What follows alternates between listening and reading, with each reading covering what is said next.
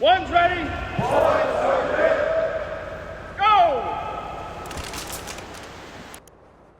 Hey everybody, before we hop into this next episode with Major Bane Carballo to talk about the F18 shootdown that happened the other day, I want you to head over to defendusa.com. That's DFNDusa.com. Check out some of their gear. They've got recovery gear, they've got workout gear.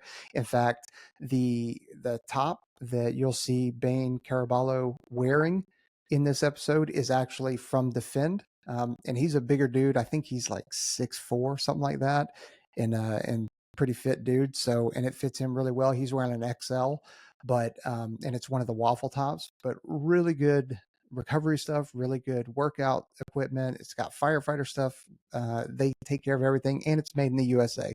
So DFNDusa.com.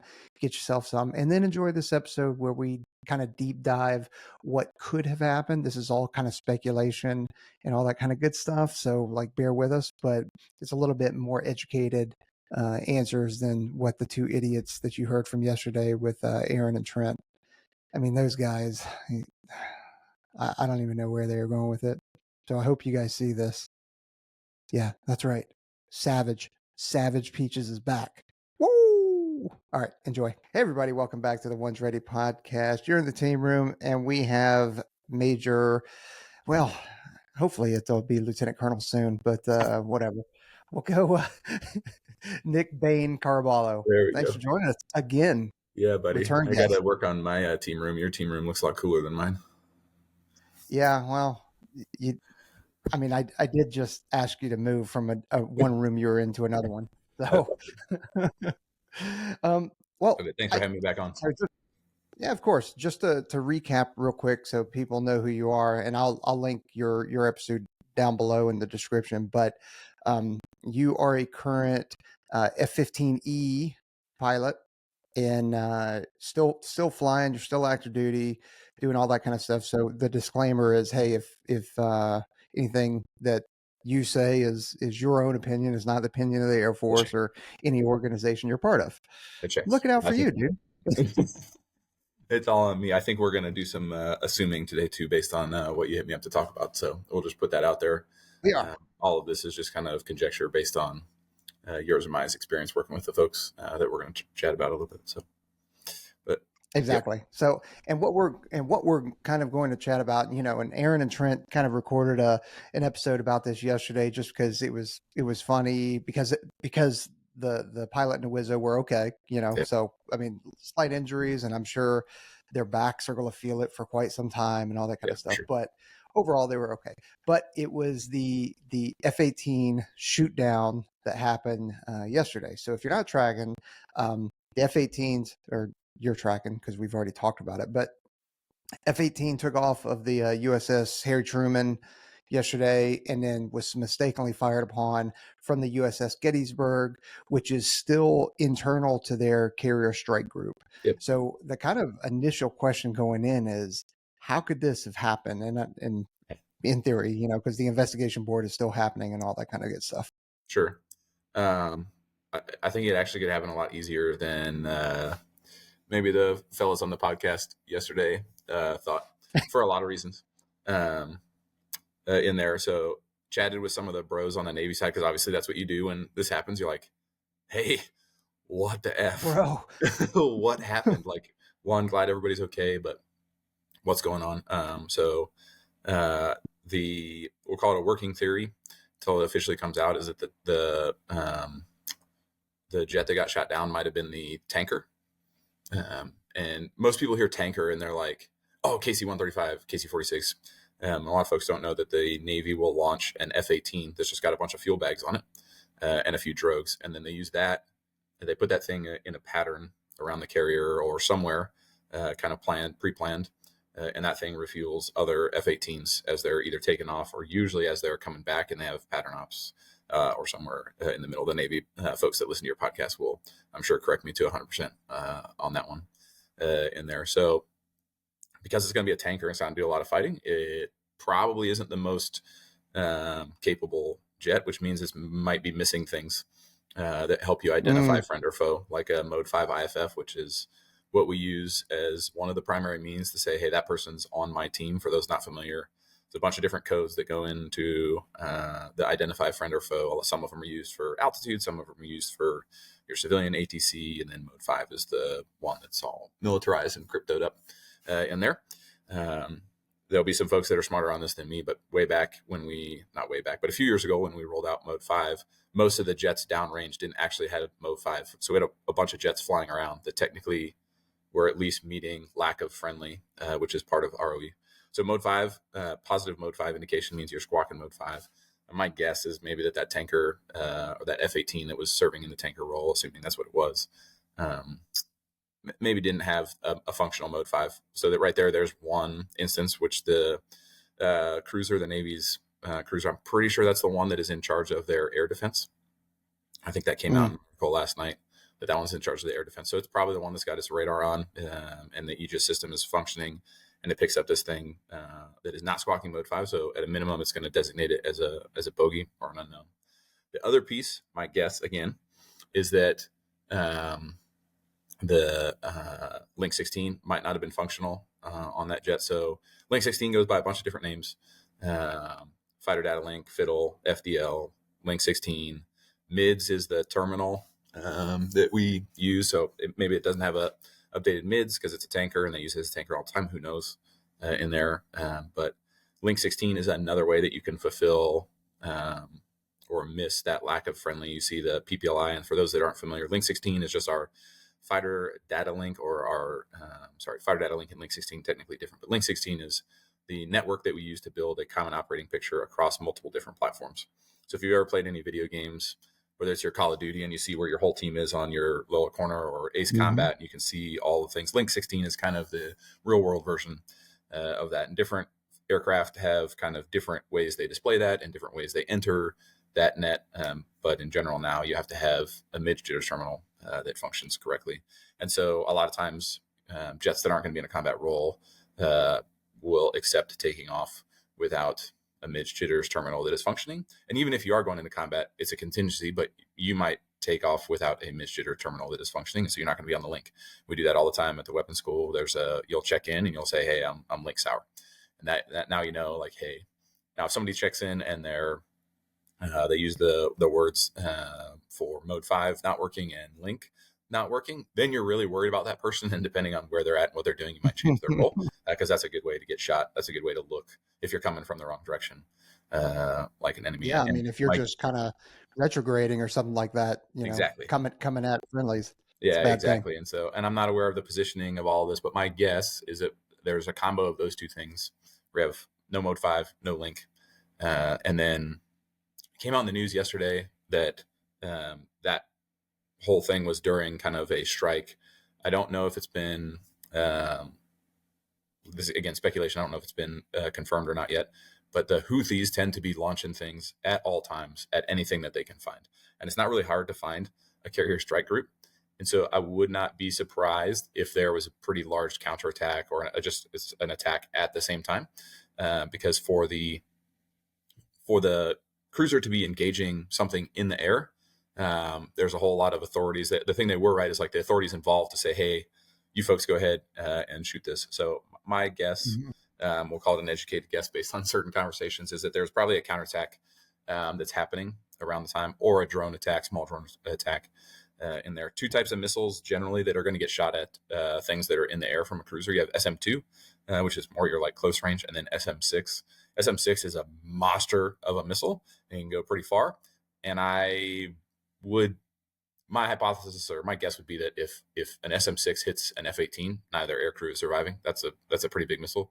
So probably an SM-2 that got engaged, and because it's inside the carrier strike group, that's the range that you would be shooting it at in there. And SM-2 is also what you're going to use for kind of close in defense, like you would during an attack. So to put it all like kind of together, I would guess that there's some sort of attack going on. Knowing, we'll get into the like how my understanding of how the surface warfare officer or the SWO would kind of conduct the counter of that attack, but some sort of attack going on. You've got this tanker that's out there, not squawking mode 5, right, and not on the link, and the Aegis system or whatever system this cruiser you can look it up on Wikipedia and figure out what they have, is there's a pretty high level of automation in how they designate some of those targets, depending on the mode it's in. And it missing those two filters, it's like, hey, this thing at a minimum is unknown and probably goes to unfriendly pretty quick. And now it's meeting rules of engagement, especially if you're in the middle of an attack. And then it gets in SM2 along with all the other things they probably shot down.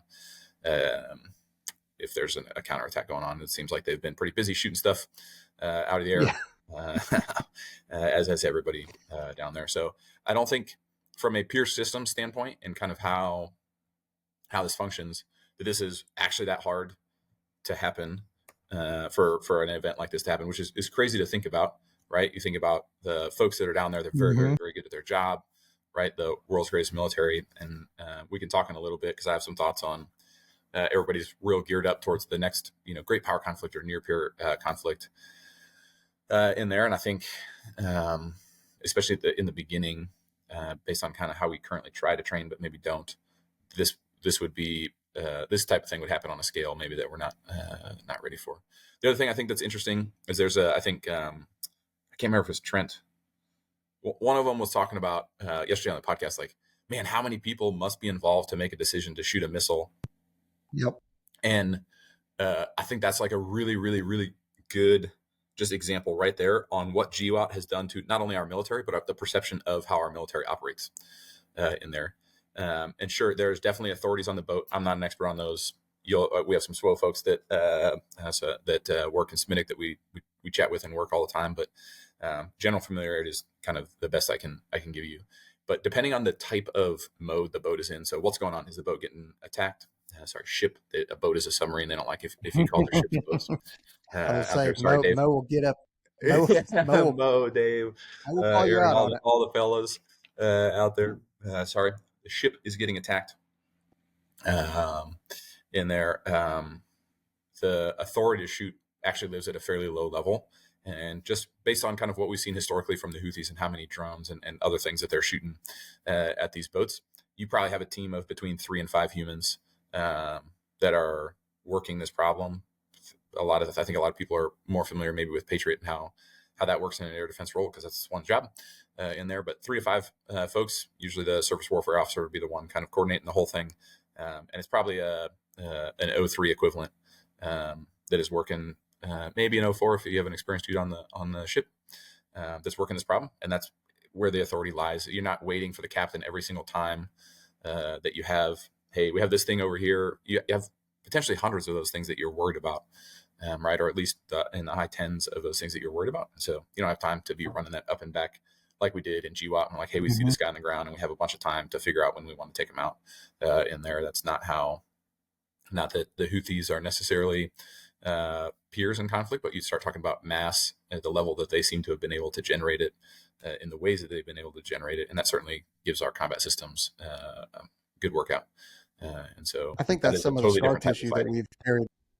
Yeah, and Sorry, that's some of the scar tissue that we've carried on from GWOT is you've got to have something that has a live feed on it. You've got to have some kind of ISR asset, whether it's manned or unmanned. You've got to have there's certain criteria that you've got to have, and then once we got to the end, like the far end, as we were kind of closing out, any kind of kinetic strike engagement or something like that had to go all the way up to at least an 06 level, if not higher. And then when you consider all the people, because everything's so connected, you consider all the people that, if we were on SIPR right now, we could just pull up feeds like boom. And so you never know who's watching, and people like to watch things blow up like that.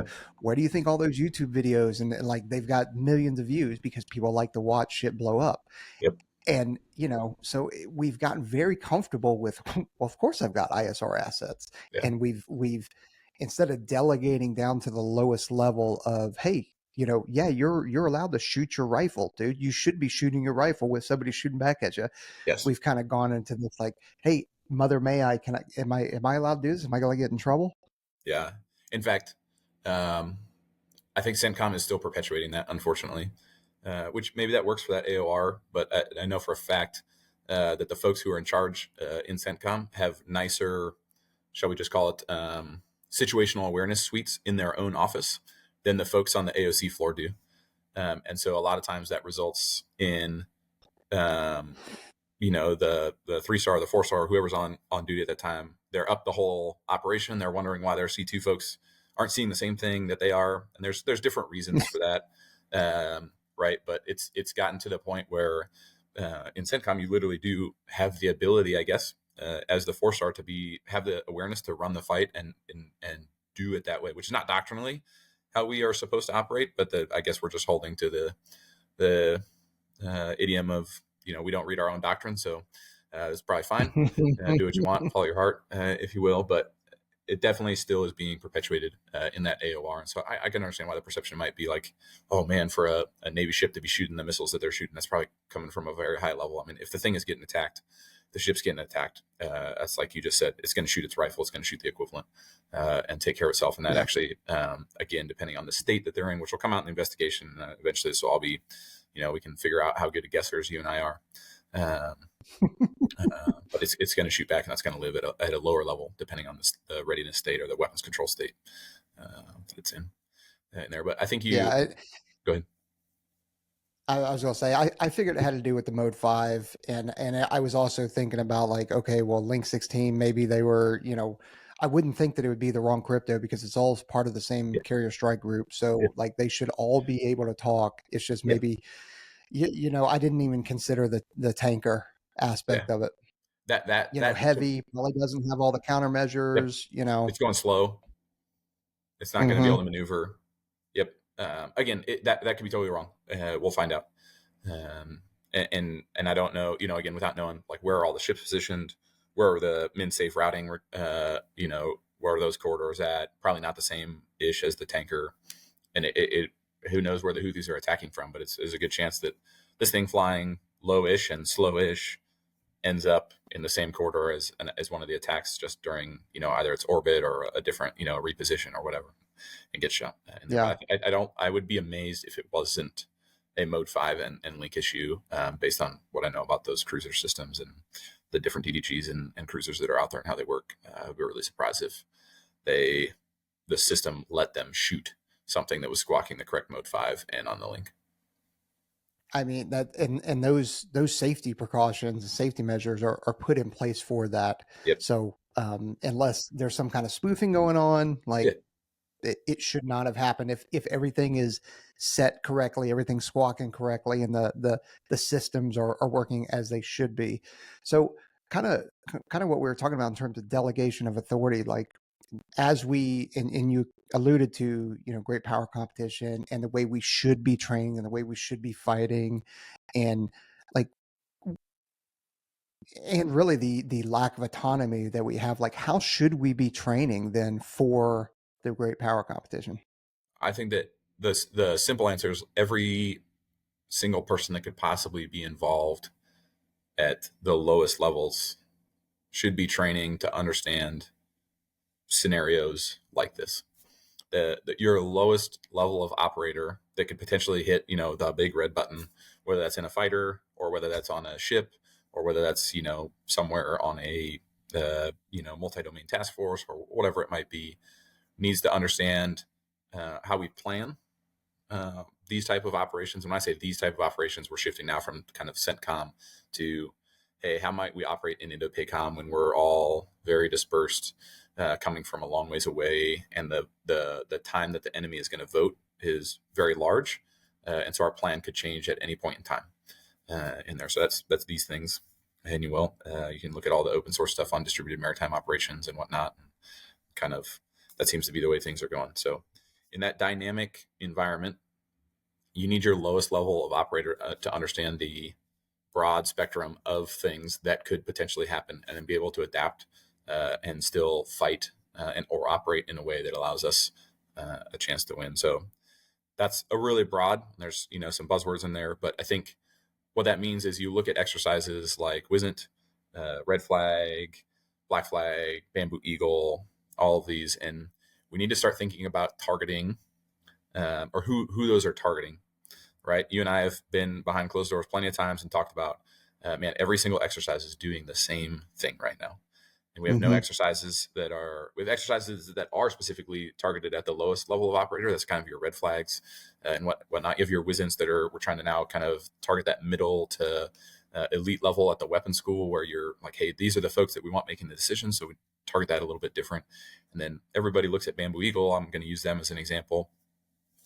Being part of, I say them, being partly responsible for how some of those go. I was going to say, helping with heavily CO involved in and Bamboo WEO Eagle. team. Yep.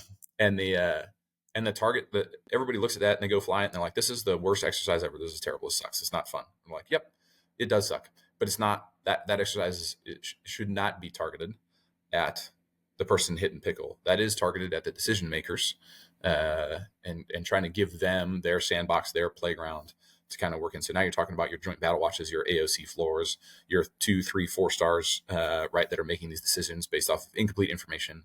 So that, one, they can see the level of incompleteness that we currently have, and that is from, the continental United States out to the West Coast, or a little bit off the West Coast. We're not talking about the distances in there. So there needs to be a little bit of a paradigm shift in that previously we could all just do kind of the same thing with a little bit of a different twist. And that'd be good enough. And I think you have to have a really, really targeted large force exercise training plan, if you will, not just across the Air Force, but ideally across the Joint Force, because this could just as easily, if you take this over into the Pacific, or even in, I think, CENTCOM with some of the Air Force and Naval integration that does happen over there.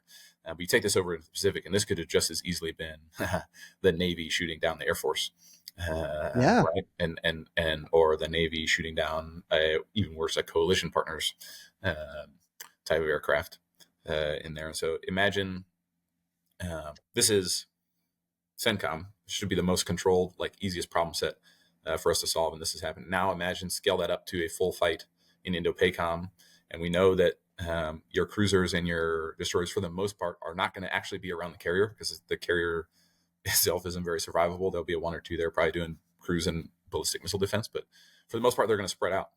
And if you've ever worked with the Navy from the Air Force, I say this, loving all the bros that we work with, but you can't get them the right frequencies, the right crypto for anything. And so I would just baseline assume we're probably not going to talk to each other, and we're probably not going to be on the same link in there. So there goes one of those contributing factors that we just talked about. There's a pretty good chance that, one, these boats aren't going to be turned on, or these ships aren't going to be turned on in a way anyway, because they don't want to be detected. But then what they are receiving, there's a pretty good chance that they don't have the right information, right? We can't do it in training. And there's some saying about, you don't rise to the occasion, you default to your level of training. Well, our current level of training is we usually don't get on the same frequency, or there's 50-50 that we're on the same frequency, and we're almost never on the same link. And that is in peacetime, in very small distances. So now how do we get, thousands of miles away in combat with probably non-kinetic disruptions to that logistics chain, and make sure that we're all on the same thing? So I just assume, at least at a minimum, probably not going to be on link. And so you would plan all these things, plan all your different missions to, my plan personally, Bane's plan, is I'm not flying over any DGGs, period, dot. Avoid those by 100-ish miles, and you probably won't get shot down by them. And they're not doing it on purpose. They mean well, because there's also a good chance that us in the air don't have a lot of things that are broadcasting in certain areas, right?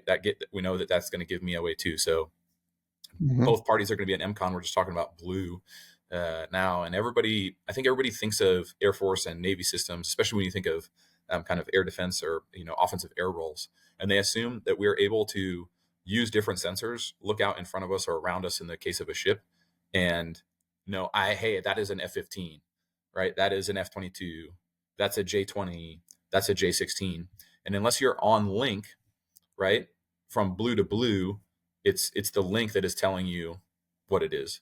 So now if you're not on link, you don't know what type of fighter it is. And certainly we have ID problems, is what we call it. It's really, really hard, because you don't want, if you're flying an F-22, you don't want anybody who finds you on radar to know that you're an F-22, right? If you're flying a J-16, because there's different ways that each MDS mission design series is going to fight, right? And so you want to conceal your identity as long as you possibly can. So we have pretty big ID issues going both ways. So now you take out hey, there's a pretty good chance we're not on link. And there's a pretty good chance that the ship isn't going to be able to ID me. And we're certainly going to push as an Air Force in front of those ships. So at some point in time, we're going to be coming back towards them and flying profiles that may or may not look threatening. And hopefully the ships are where we think they're going to be so we can avoid them. But they're probably going to be moving too, because there's a good chance that they're getting shot at or detected, etc. In there. And now you have these recipes at scale. Sorry, these recipes for friendly fire at scale in a way that we haven't ever seen before. And so I think you go back to that. What we were talking about previously is that we have to be training for that in a way that removes the information that we have in current training. Right now in current training, because our sandbox is only so big, and if folks want to go Google Whiskey 291, right, that's the sandbox we play in. We'll turn it east to west, north to south, and so it's decent size. But you can only get so much spread out. There is FAA limitations to how we train in there. There's obviously shipping lanes, and then gray shipping, and all the things that try and collect on us.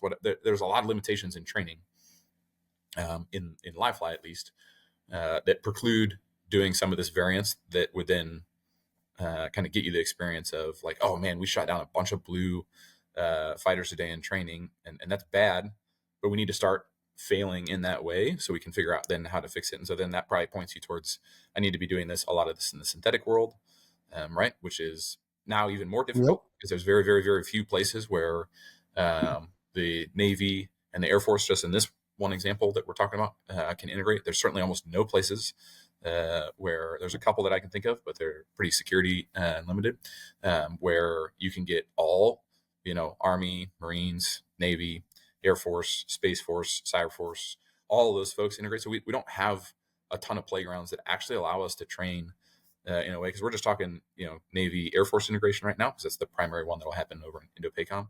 You start layering on top of that, like space integration, right, cyber integration, and non-kinetic fires, and all these different things.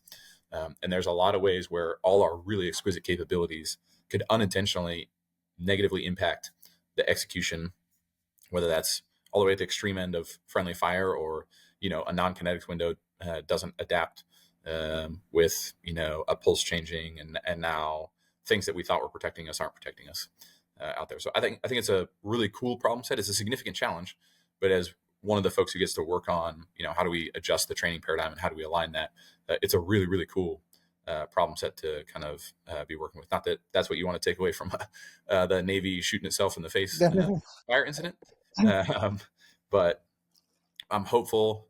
The Navy does seem to be firing. I feel like I read the news every week and somebody new is fired in the Navy. So I'm hopeful that they'll look at this and actually look at, assuming it is what we thought, like this is the reality. Now, how do you look at that ship, ship captain and the SWO and all that, and like, don't fire them. They're the only ones in the Navy now that have experience doing this, right? They're the only ones that have actually been in that seat. And I think we need to take them, and they need to teach everybody else, right? It's that we always talk about, hey, how do you fail forward? How do you fail fast? I think the Navy has a unique opportunity here to look at the humans that are on that ship and go, guys, man, that was a massive screw up, and we got to fix it. But not only do we need to fix it on your ship, let's use you guys to fix it on every other ship across the Navy. And then let's figure out how we make the joint force smarter. I know that's not the tendency. We want to clam up and not talk about anything, and those guys get kind of off to the side. But I think in this case, there's some direct correlation to how we win a great power competition or a near peer fight or whatever lexicon you want to use in there. And we're going to need those humans on that ship to help us with that.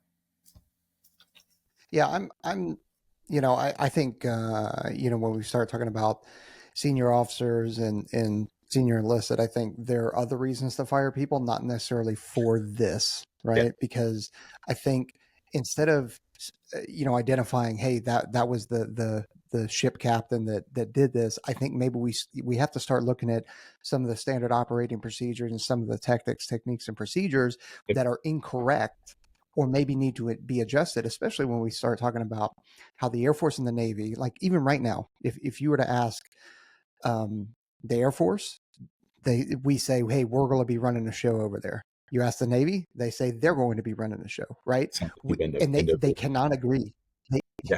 Right. They cannot agree. Okay.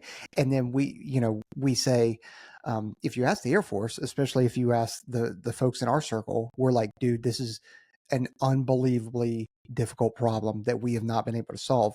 But you and I have also spoken to some of Navy folks that are super smart too, and they're like, dude, we're over exaggerating this. It ain't gonna be that big of a deal. And you're like, dude, when you start talking about disrupted command and control, the tyranny of distance, the unable to talk on link,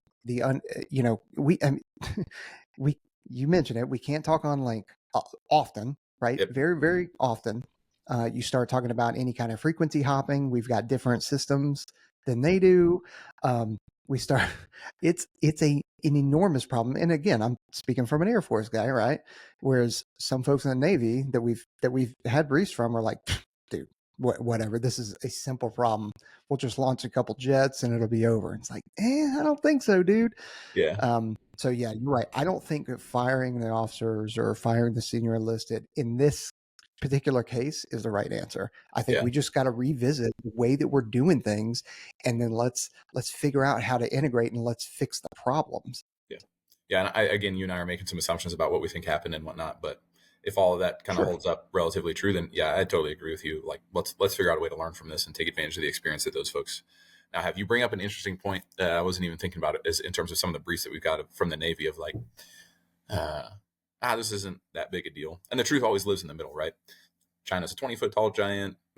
China's an 8-foot tall, normal human being like us, I guess, 6 feet tall. They make us out to be 8 feet, whatever. The truth is probably somewhere in the middle, but I do think how you perceive the world comes back to kind of your service culture. And we were talking a little bit ago about, hey, the generals running CENTCOM and their, kind of the mother may I culture. And I will say, I don't think that has crept into the Navy from what I have seen in there, because they train, from an Air Force perspective, until I really started interacting with the Navy on a like fairly consistent basis out at the weapons school with the exercises that we set up. I thought Navy, and all I ever thought was aircraft carrier and airplanes. That's not what the Navy does, right? That is like, yeah, sure, we have those. If you want some, we might think about letting you borrow them, but for the most part, we want them to protect the ships, right? And the ships and the boats, the submarines, that's what the Navy does. And every single one of those things is, an unreal amount of combat power unto itself. And they train the person or the team of persons that are in charge of that to operate on their own. Their ship is kind of like, their ship captain is kind of like the equivalent of our mission commander, or what we say our mission commander is supposed to do, is kind of how I equate those in my mind, at least. And so when you talk about, for us, like, I'm going to go somewhere, I'm not going to talk to anybody, and I'm going to come up with this giant mission plan on my own, kind of, or I'm going to get fed this and then I'll adapt it to the situation in front of me as one person in charge of however many, 10s, 20s, 30s of jets that are going to be involved for, an integrated or all domain combat power pools. That's a little bit new in terms of the chain of command that we're used to being involved with that. Whereas the Navy sees that and they're like, sounds good. That's a normal operation for us. And so I do think from the Navy's perspective, I can see why for them, at least that logistics chain and the chain of command, maybe that's not as challenging of a problem set, because that's their habit patterns anyway. And I say that from a kind of like I said, the chain of command and logistics side. The challenge is still significant. Ask any one of them how they feel about a DF-26 or 10 headed their way, or some of the CCM cruise missiles. The actual kinetic, the fighting part. I think that is still, and I think they'll admit it, is still a significantly challenging problem set. And I think their service culture has just lent to like, hey, we'll be set up to handle that problem set in an optimal way. And our training there, at least in the Navy, will carry out. Whereas you look at the Air Force, maybe our service culture hasn't set us up to be mentally prepared. Can we do this logistically? Can we do this from a mission command perspective? And if we're kind of ad hocing that or making that up as we go, then how are we going to do when we actually have to start, shooting missiles, defensively reacting and stuff? So there's probably some service culture stuff mixed in with all of this too, which is interesting that comes up. Yeah, but I mean, it's a real problem that we've got to figure out, right? I mean, I think I can't remember if I mentioned it yet, but you start talking about this, how many aircraft are flying during this, and it's friendly and that kind of stuff. Yep. Maybe there was some kind of counterattack from the Houthis, but at the same time, if I'm going to tie in kind of the New Jersey drone thing, right? Yep. I'm not saying that those are enemy. I don't know who they are, right? Yeah. Like whatever. but that's a real problem that we can't figure out and Yep. can't solve right here Yep. in sitting at 1G, Yep. and now you start talking about other, we had some, was it Irish and Sonic, taking care Yep. of kind of a drone swarm, Yep. wherever they were, right? And now we're like, this is a real problem that we're going to have to deal with. And I know that's from your own community. So Yeah. shout out to them. Irish the 17th crowd. Shout out to him and all the good work they did. They well deserved all the accolades and recognition they've got. But if you talk to him or talk to really anybody in that squadron that was involved on that in that day, the it was, I think, the training that those folks got and kind of how they spun up to go down there, and I think that's an example of mindset, service culture training, kind of carrying the day in there. It's like, hey, we have a problem. Have we ever? Do we launch large force exercises to go do nothing but fight drones? No. But what are some of the training parallels that I can draw? And that's where you start to talk about, and you and I have talked about this before. It's like, I don't need to present in training the exact problem. I need to present problem sets that are variant enough that people figure out not solutions, but processes in solving problems. Mm-hmm. You can talk to Irish and his team and how they went about that. And that is ultimately what they apply. It's like, hey, I know how to solve problems. I don't necessarily know what the solution to this specific problem is, but I can get after it in this way. I can lead because I've been trained to do that. And between those two things, quite often that carries the day. So yeah, that's a good point. Yeah, it's just, and I don't think anybody's, oh, well, other than the folks that we talked to, think that this is an easy problem, but it's just, Yeah. man, there's just solutions, or there are solutions to problems that we just don't have the solution yet. Yep. And we're still trying to figure it out. And these are just, they're real problems. And as our TTPs evolve, so do the enemies, Yep. right? We're, it's not easy, Yeah. folks. No, it's really not. And again, that's what makes it so cool. I think you could bin it into different categories where you start talking about command and control, your logistics, your actual offensive and defensive operations, etc.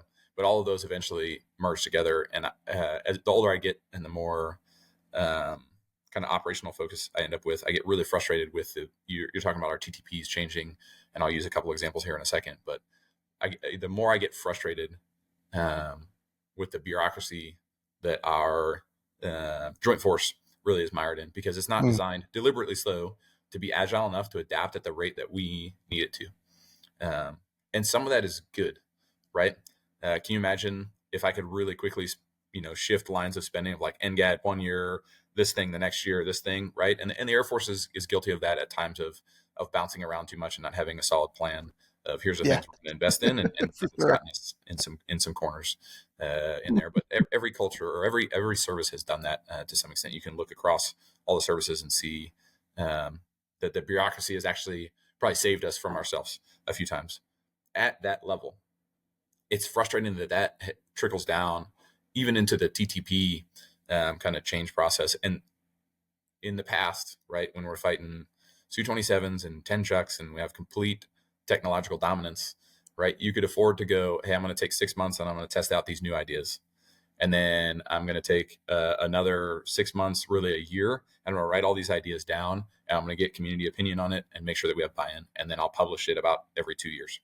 That's kind of our update cycles, like every 2 years. And we're seeing both on the material side and then on kind of just the tactics side that our competitors are adapting significantly faster than that, right? You can look in the AI world, and historically, like, significant changes in compute, AI, machine learning happened in the last decade, about every 18 months. Now, and some of those changes now have accelerated to where you're having significant changes every 4 to 6 months, right? And people are like, yeah, that's AI and that's compute. Well, a lot of that stuff is starting to kind of really heavily influence how the DoD and how warfare is conducted. You're seeing that in Ukraine, you're seeing that in Israel, right? And I don't want to, niche is probably too small a word. I call what's happening over there kind of niche cases, because in my opinion, Ukraine is what happens when you fail to synchronize effects across multiple domains from a Russian side, and is a great example on the Ukrainian side of resilience and a will to fight in there. And then the result of that is, unfortunately, trench warfare. And so don't think in the Indo-PACOM we're going to end up in trench warfare if we do go to fight. And so the scale at which the adaptations that we are seeing in Russia and Ukraine is going to be significantly larger, and the opportunities for innovation will be, I think, infinitely bigger in there. But our system right now is not set up on the tactics side to adjust fast enough on that. It takes me 2 years to write a new 3-1. It takes me 6 months sometimes to get out a flash bulletin or a bullet background paper or a white paper or whatever you're pushing out in there. By then, it's too late. And oh, by the way, how do you communicate that to the folks? We don't have enough experts in the things that are changing to go out and teach these new problem sets. And that is just assuming that everybody is okay with constantly having to adapt what they do. The military, or the Air Force in particular, is obsessed with ACE, this agile combat employment. And we are anything, in my opinion, but agile. We may be agile in thought, but if you ask folks to change and do something different, and the why is not sold, and let's assume the change is easy, you still are going to have resistance just because it's different. No change that we are implementing right now is easy. And in fact, a lot of the changes that we're making make some jobs, I don't want to say irrelevant, but the job now has to change. The job is different, right? The things that I may be training my maintainers to do home station have no relevance in combat, especially you start introducing some of the unique technology that is available out there. I was at a demo the other day, and a dude in one of the AI studios had built a little handheld device that you could scan across a jet. And with 99.9% accuracy, it could tell you if things were wrong, not only on the surface, but you could open up all the door bays, and if things were wrong internally. And then it could recognize what was wrong and point you to the correct TO. And then you could follow the TO step by step in repairing that jet. And so they're doing this demo, this thing getting scanned, right? And then like, do I need to be a maintainer with 10 years of experience to fix a jet anymore? No. And oh, by the way, is this the way that we could do this, maybe in an agile way as we're hopping through an island on the way home or whatever? But that job, that thing immediately threatens, right? It's the same thing that's going on in industry, just at, different, like, oh, these things take people's jobs away. And I think there's an argument for that in industry. But if you look at defense, the more I can automate things like that, the more I can put human brains on problem sets that they're good at.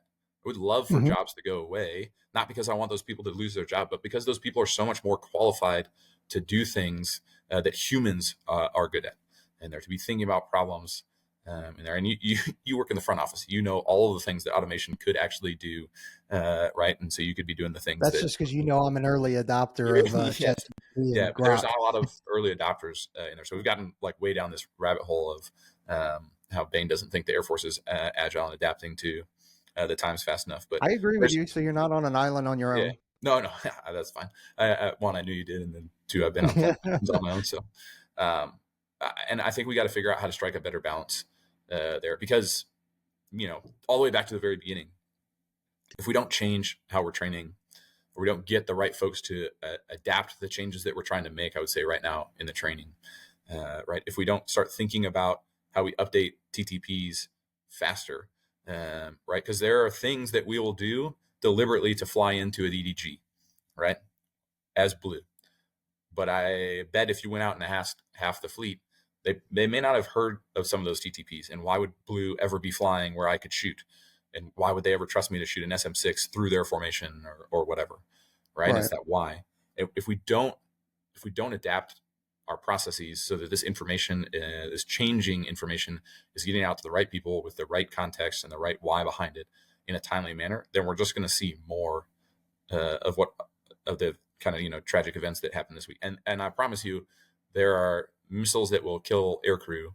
There are missiles that will take life in a way that an SM2 maybe doesn't in there. And so eventually, if we don't change, the cost in our business is not, you go out of business. The cost is that we kill people that we don't mean to, or we can't kill the right people in a timely fashion. And that's a whole different cost in there. Yeah. So is the solution joint synthetic environment, kind of virtual stuff? Is it more exercises at varying levels of degree, Sure. you know, 100 series, 200 series, 300, 400? Is it policy changes, or is it kind of just, oh, and a cultural change, or is Yeah. it just all the above, really? Yeah. Yeah. It's the cop out answer, right? It's all the above. Yeah. One, because I don't know that we know what the solution is. And I'll use a little bit of an analogy. We get folks that come to the weapons school and know us all the time. And they want to know our opinion on, generally on things that I'm not qualified to be giving an opinion on, which I'll try and present to them. But the popular one over the last year and a half has been EX, F-15 EX, F-35, or NGAD. Mind you, NGAD is like still so conceptual in some ways. You're like, how do you want me to? Anyway, you get the idea. So, and I think our system is set up to try and drive people to pick one thing and then all the money in that one thing, right? And the answer we always give is, well, I need the right blend of all of them. And that right blend shouldn't be driven by, well, you have this many jobs in Michigan if you pick this one and this many jobs in North Carolina. It should be 100%. blended by what is the resulting combat capability that we then provide to combatant commanders in there. And we should be orienting kind of our studies and our answers on that. So back to what you asked, like, is it JSE? We need JSE. JSE is lagging a little bit, but the potential of that is massive. We need that. And it does truly need to be a joint environment, which is a tough thing to solve. We need policy that allows us to use automation in ways that we haven't used it before, and eventually AI and machine learning and right. And there are things that are doing that already, but the policy on the AI side is lagging pretty significantly, right? We actually have, most people don't know this, I had to nerd out in my previous job as chief of integration.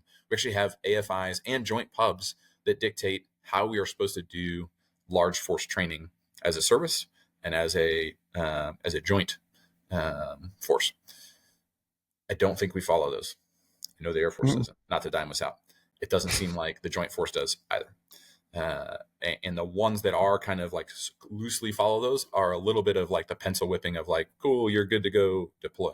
And so we need somebody, we need to pin the tail on some donkey, and they need to be able to run with it and say, here is, at least as a minimum in the Air Force, but ideally in the joint force, here are the exercises that are targeted at the operator, at the operational, and then at the strategic level, if you will, are really the high level decision makers.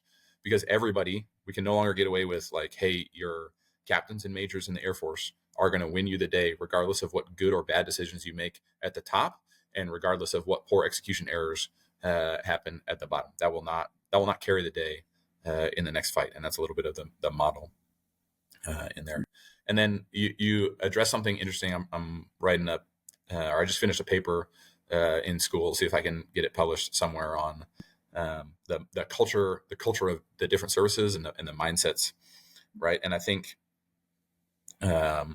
you look at historically, and you're like, you have I'm going to use the word mindedness, which is essentially just kind of a substitution for culture in there. You have air mindedness, right? And you have all your different air power theorists, and like, hey, air will carry the day. And you have, maritime mindedness, if you will. You have land mindedness, and if you look recently, or 20 years ago with 30 years ago now, Jesus, with Desert Storm and all of that, and like, hey, we went to this joint mindedness, but like that was maybe the real example of like air mindedness kind of carrying the day with the joint force falling in line behind that. But then for a decade or so, we were like, hey, it's all about joint mindedness.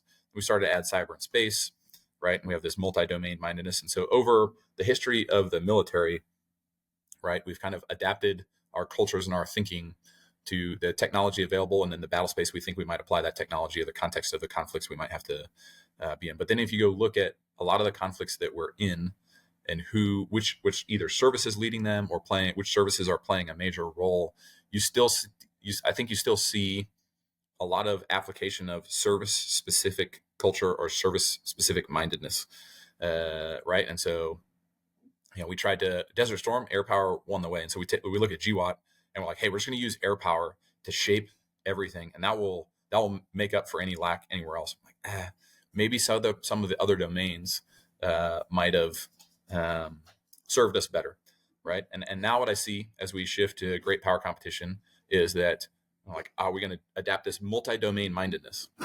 Which when I hear that, as an Air Force student, I'm like, sick. Now I got to get close with the Navy bros, the cyber bros, the space bros, all the people, right, that know how to apply multi-domain combat power in a domain that is not mine. What I've seen us doing, though, as a service is, okay, well, now you have a cyber section in every service. The Navy has their own, the Air Force has their own, the Army has their own, right? We finally got a Space Force, so that's good, but you still have space sections in other services, right? You have air power that comes from Army, that comes from Navy, right? And so this multi-domain mindedness has still left us kind of siloed in our own culture. And we need to figure out a mindset and a culture that truly branches all of the services, right? The term I've coined is war-mindedness, and that is just, hey, I need to do whatever I need to do to go win this fight, regardless of which service that is coming from, which domain that is coming from. I need to pull the expert from the appropriate spot to integrate those effects and then kind of achieve the mission. And there's overall sound intelligent enough to get it published somewhere as I pitch this to some various outlets, if you will, on that. And I can expand on that more. But I think I don't know that our system is set up to achieve that, because at the end of the day, you have to spend your money on the things that your service needs. And I haven't seen us historically trust other services in how they're going to spend their money. That'll have to change at the very top for that to percolate. But I think at the operational level, at your and my level, or what used to be your level, now you can just cheer us on from whatever your new position is. Congrats, by the way. Thank you. We need to be leading the way on that of like, I don't actually care that it's the Navy that leads in Indo-PACOM. Sounds good. What do you guys need? How can we support? We're here to win the fight. I'm not here to say, beat our chest and say the Air Force won in Indo-PACOM just like we did in Desert Storm. And that's a little bit counter to, what some folks I think are wanting, but I don't care, because at the end of the day, we have to go win. It doesn't matter how that win happens from that mindedness or that culture perspective. It's going to take all of us in there. So that's a lot. I mean, that's asking a lot of change from folks, not just in that, but in all the other things that we talked about. There's some significant work to do. Yeah, to say it lightly, for sure. There was an unbelievable amount of work to do. And but to your point about like not letting other services care and feed for the Air Force kind of thing, like if you want to boil it down to the lowest level that you possibly could, or at least that in my brain, is when we did the switch from, just say Pope Air Force Base and Fort Bragg, and then we did all these in the interest of saving money, which sure, I guess it did. Maybe, I doubt it. They said, okay, well, we're going to combine. So we're going to have joint base. So you have like McChord Air Force Base and Fort Lewis. Well, the preponderance of folks in the actual territory is Fort Lewis. So the Army maintains the budget for Joint Base Lewis McChord. So the Air Force has to then go, that base commander then has to go to the Fort Lewis Army commander and go, hey, can I get some of that money that I need to help fix some things on our base? And it's up to that Army commander to be like, yes or no. Yeah. I mean, and it's that was in my opinion, a big foul, but that is as simple as everybody is going to look out for their service over like, oh, well, the Air Force really needs some love. Let me give them some of this money to help facilities or whatever it is. So, I mean, if you think that people are going to look operationally wise and actual, the new shiny thing, the new missile, the next bomb, the next jet, the next ship or boat or whatever, the next tank, each service will look out for themselves over looking out for everybody else. Yeah, no, I agree. And that's funny. I until you just talked about it, I had always assumed that those joint bases were run by a joint staff. Maybe they are, maybe they're not. But I agree. That's foul. And then, you bring up who runs these things, and at least from the Air Force, this is in one of the pieces I think that killed joint mindedness, if you will, and led to a transition to multi-domain mindedness, is that joint is historically led a little bit by the Army. So it feels a lot of like land flavored, ground flavored, if you will. Like in researching that, and like why is like, because the Army does a really good job training their people to be staff. Like that's a 4-letter word in the Air Force, especially in the pilot community, right? Like, but But if you look at a lot of our failures, whether that's policy acquisitions or whatnot, it's because you don't get right. Your trigger pullers in the Army go to be staff, not all of them, but a lot of them. And they make decisions that are directly influenced, and they do a good job swapping them so they maintain operational relevance, and then back to staff, and then operational, right? And if you go to staff in the Air Force, right now you have the rated Manning staff member. Where like, I could literally go offer myself as a staff member to just about any staff, and they would have to say no because I'm an 11F, and we don't have enough of those. I'm like, okay, who's making up staff? Really smart people, really good people who maybe have never deployed in their entire life or understand how to plan a combat mission or understand various parts of fighting. It doesn't make them bad people. It just makes them different experienced. Right.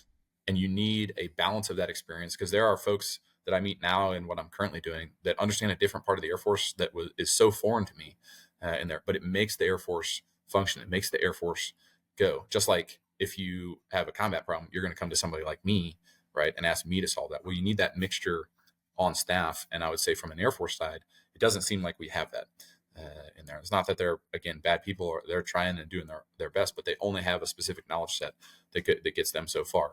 And so you look at, how do you fix some of that? It's again, a total tangent on like how we do staff in the Air Force. But I think that's a big problem for us. It's something that, most folks just want to stay in the cockpit and fly, and that's totally fine. We need that, but you need your operators going to the staff to help make some of the decisions that are, I don't think, getting made very well right now. I agree. Like,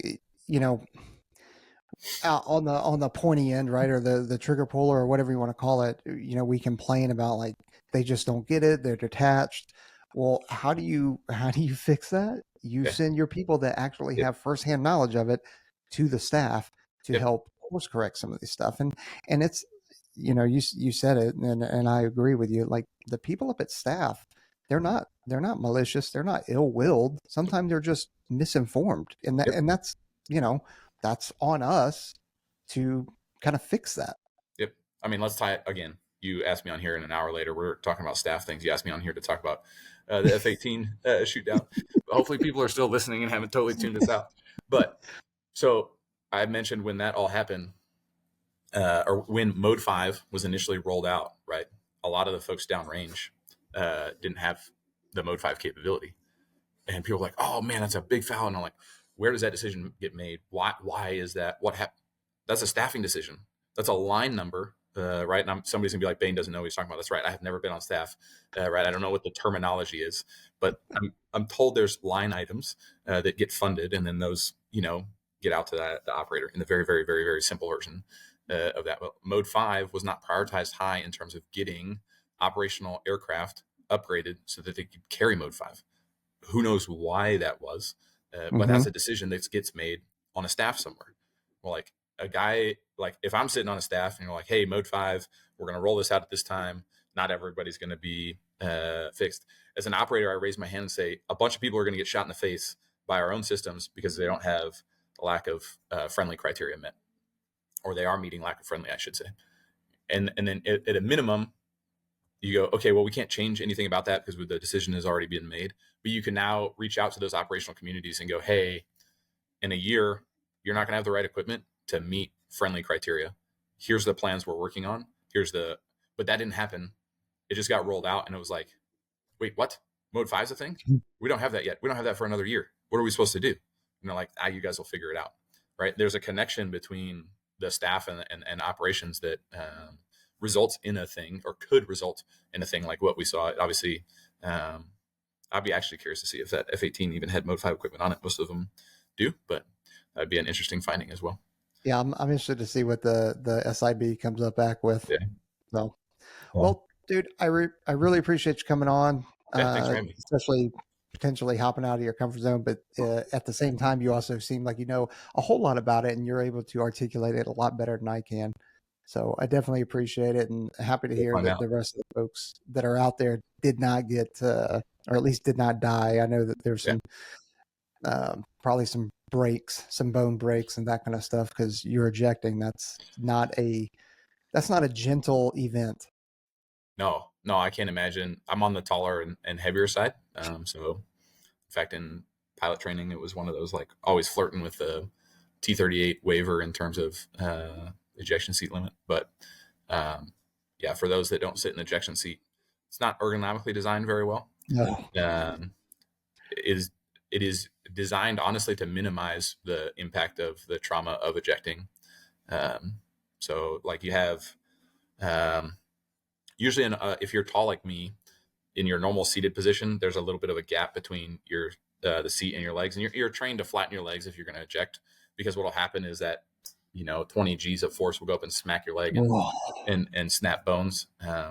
Hopefully, all of our ejection training, right? You assume this ejection position, you get your kind of neck and head flat against the seat, so your spine is in one line, so it just compresses your spine instead of snaps your spine, right? And put your legs flat against that. Make sure that all your arms and everything is tucked in. I think the F18 has a center ejection handle, so that's probably a little bit easier than a side ejection handle. Don't quote me on that. You can look it up online. But it's even in like the most controlled ejection, it's going to be a pretty violent experience. Not to mention you have rockets underneath your seat that are going off, right? So it's there's a lot of fire everywhere. If you're ejecting and that's where a lot of the ejection deaths happen is folks are out of control or not in an ideal position, right? And they punch the tanks off or punch things off the jet. Now it's spinning or it's not, and then get out in there. So the G forces maybe not allowing you to get in the position. I'll be interested to hear the air crew's account of what it's like, because I don't think, from a shoot down perspective, I don't think we've had the opportunity to learn like what's it like to punch out of a jet. What are lessons that we can pull from punching out of a jet after you've been hit by a missile, right? Maybe Russia has some of those experiences from the videos we've seen, but they're certainly not sharing that with us. So there'll be some interesting lessons to pull from that as well. Yeah. So, but no, I can't imagine. I'm glad they're okay. I hope they are able to get back to flying, and because I know that's what those dudes go down there to do is do that job. So hopefully they're able to get right back onto flying status, get it back on the horse and get going. But man,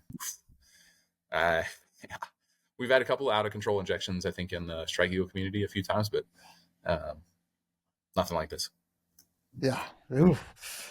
All right. Well, don't forget to like, subscribe, hit that notification bell, and then leave us a review. Head over to ONESREADY.com, buy yourself a piece of merch. And again, Bane, thanks for coming on.